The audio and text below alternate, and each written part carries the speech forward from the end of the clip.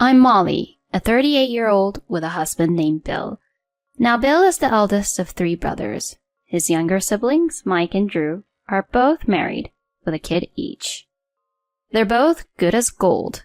Same goes for their wives. Honestly, they're the sweetest. You hear about in-law drama, but not in my life. I've lucked out with a great bunch, and we all get along just fine. There is a fly in the ointment, though, my mother-in-law. When Bill and I tied the knot, she was a delight. Julia, she's called, always with a friendly smile. I thought I hit the jackpot with her as a mother-in-law. My father-in-law, who's since passed away, was also around when Bill and I got hitched. He was a real gem, too. I remember thinking just how lucky I was to marry into such a great family. However, a few years into our marriage, Mike and Drew both got hitched, and before long, both their wives were expecting. That's when the winds shifted with Julia. It began with small things. Bill and I were living in an apartment just a hop, skip, and a jump away from his parents, and we'd pop by regularly. One day, out of the blue, the coffee they used to serve me just stopped. I thought maybe Julia had simply forgotten, so I asked her, "Could you pour me a cup of coffee?" Her response was a harsh, "Don't ask every time. Think for yourself. You're so intrusive." I'd never heard such words from her before. It knocked me for 6, and all I could muster was an apology. Looking back, I think that might have been the starting point. Julia began pointing fingers at me for not having a child and started being outright mean. And Bill? Not a word against him. She seemed to coddle him even more. Maybe he liked being the apple of his mother's eye, but he turned a blind eye to the way I was being treated. Whenever I sought help, he'd act as if nothing was amiss. This ordeal went on for years. Then one day, we were celebrating Lena's 4th birthday, Mike's little girl.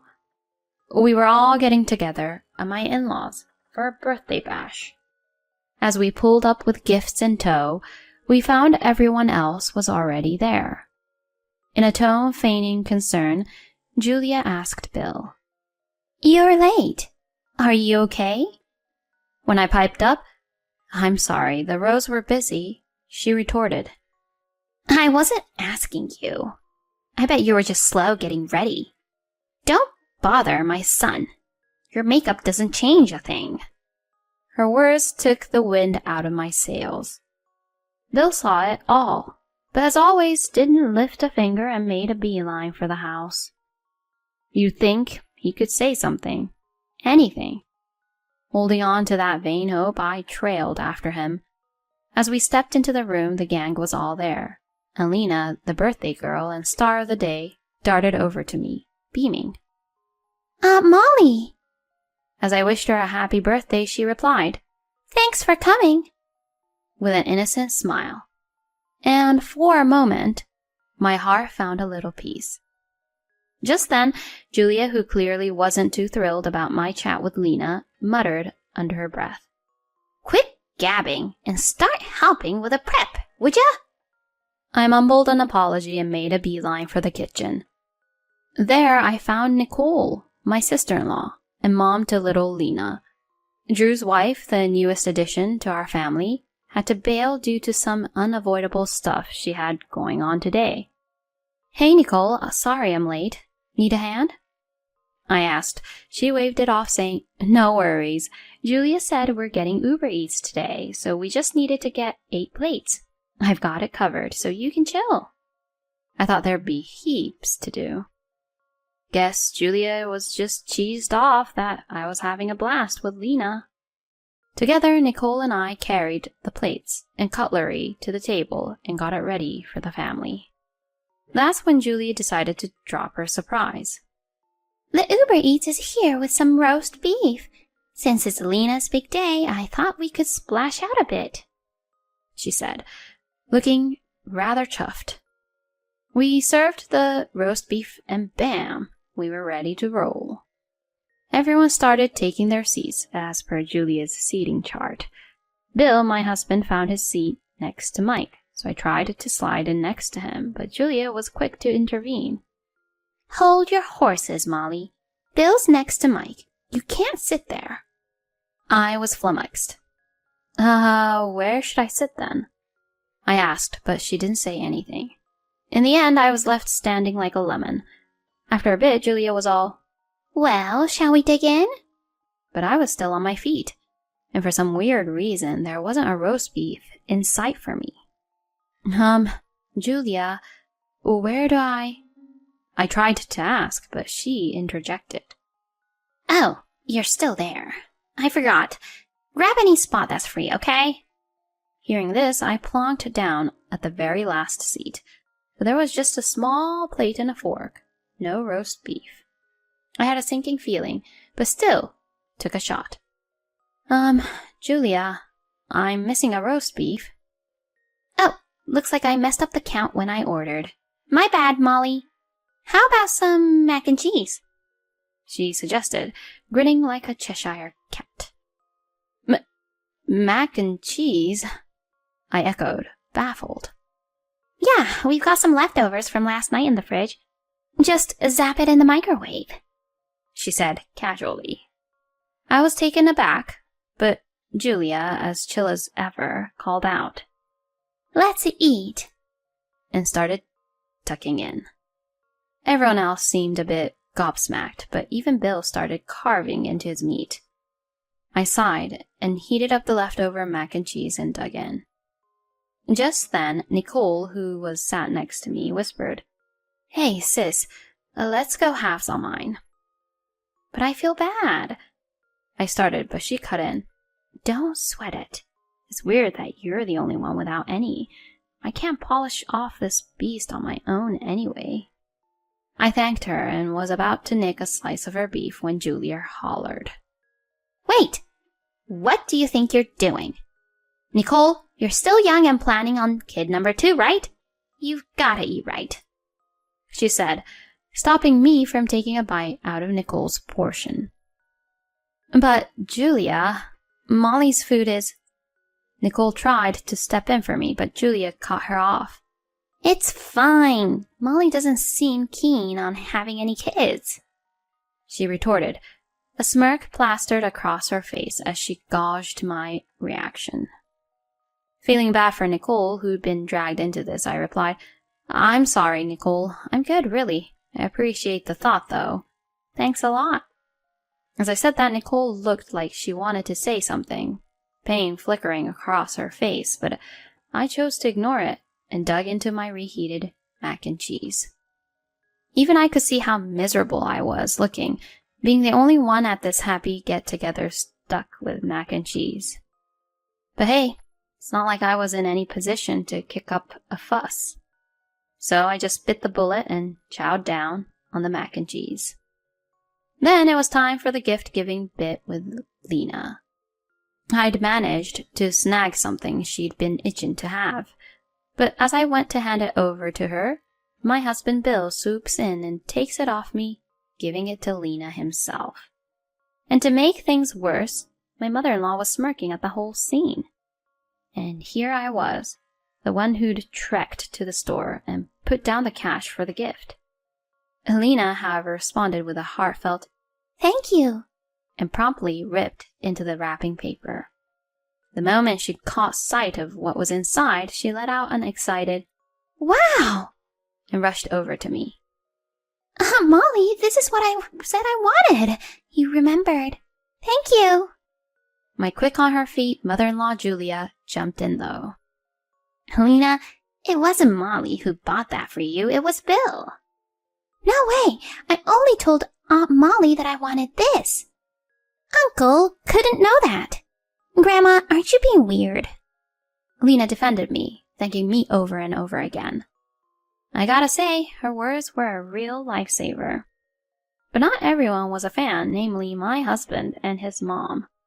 They'd been shooting daggers at me the entire time Lena was thanking me. While I was deep in conversation with Lena, Julia pipes up. Let's dig into the cake now. Molly, could you be a doll and carry it over? With a resigned sigh, I tell Lena, we'll pick up our chat later, and lug over the fancy cake dish, fork, and knife that Julia has singled out. The cake they brought out was a real beauty, straight from a famous bakery. Then, out of the blue, Bill pipes up.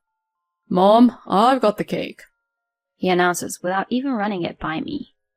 Well, considering I got Lena's present, I suppose it's only fair that he chips in too. At least that's what I was thinking until my husband sidles up to me and whispers. Can you front me? It turns out I forgot to bring cash today.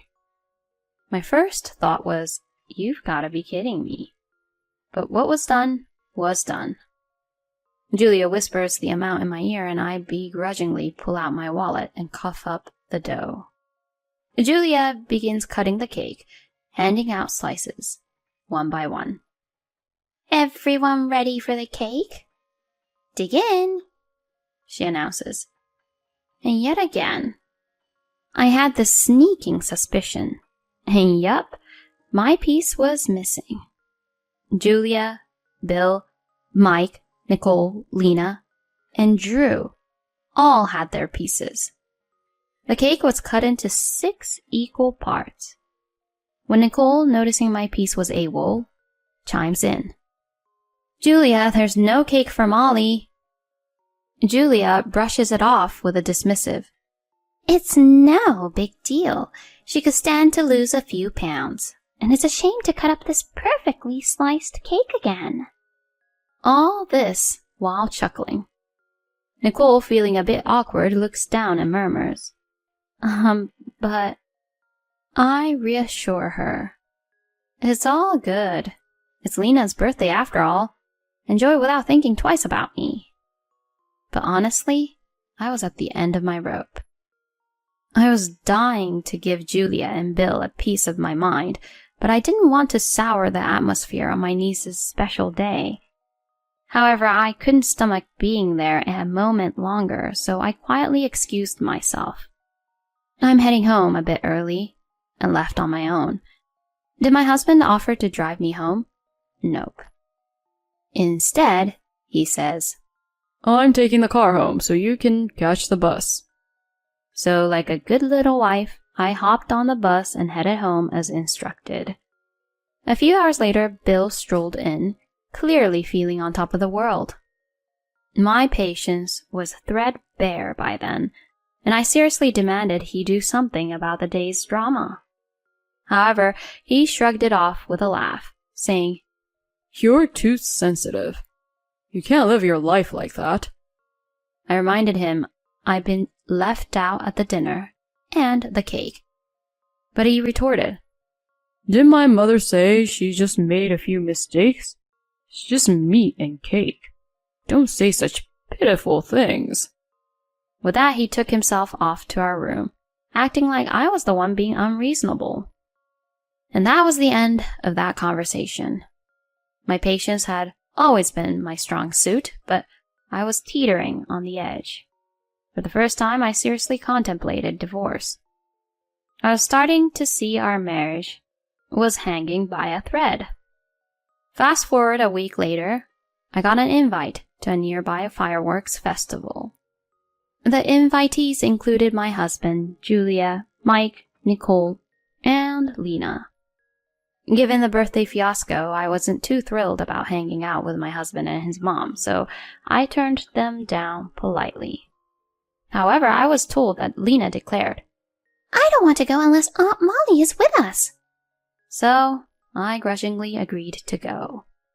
We planned to meet up a bit early before the fireworks kicked off to indulge in the food stalls.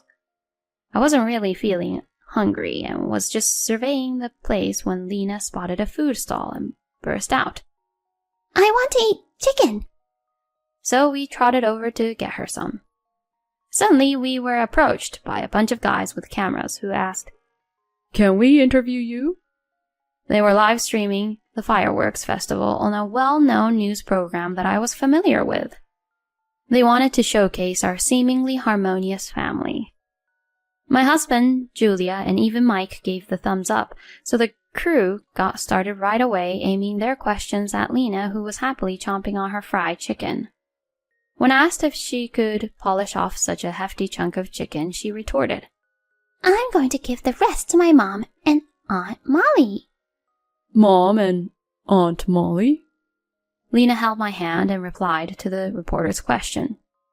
"The other day was my birthday, but Aunt Molly couldn't eat any cake.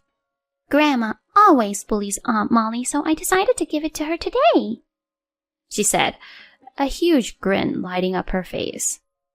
The reporter awkwardly tried to switch gears, but Lena pressed on. "Grandma is mean. On my birthday, everyone had roast beef, but Aunt Molly only had mac and cheese. I thought it was really unfair." Hearing this, the TV crew decided to cut their losses and made a hasty exit, figuring it wasn't a good look to continue. Of course, Lena didn't mean any harm. She didn't really grasp the concept of live broadcasting and was just standing up for me. After the show aired, a torrent of messages poured in from viewers who had tuned in, berating Julia. How can you make your daughter-in-law eat macaroni and cheese? That's the pits. Poor thing. And, "I thought you had a good relationship with your daughter-in-law, but you were bullying her." In the end, Julia and my husband took an early exit, leaving me to thoroughly enjoy the fireworks festival with Lena and the rest of her family. A couple days later, I sat down for a chat with my husband and my mother-in-law. I voiced my intention to file for divorce. My husband pleaded with me to rethink, while Julia bellowed, "I will never allow a divorce." But Nicole and others were ready to testify, providing evidence of my mother-in-law's bullying and my husband's failure to step in. Upon hearing this, both of them blanched and hung their heads. "Bill, you live with her," I quipped, sporting a smile. "With your mother, who you love more than me. You are a mommy's boy, after all." And with that, I bid adieu to my in-laws' house. Realizing that divorce was inevitable, my husband quickly conceded. The divorce process was surprisingly smooth, and I was soon officially free. Nowadays, I've got my own little spot in an apartment right near my office. It's a cozy place my brother used to call home. After the divorce, my ex found himself a bit strapped for cash, since I was the one footing 80% of the rent, and he wound up moving back in with his mom.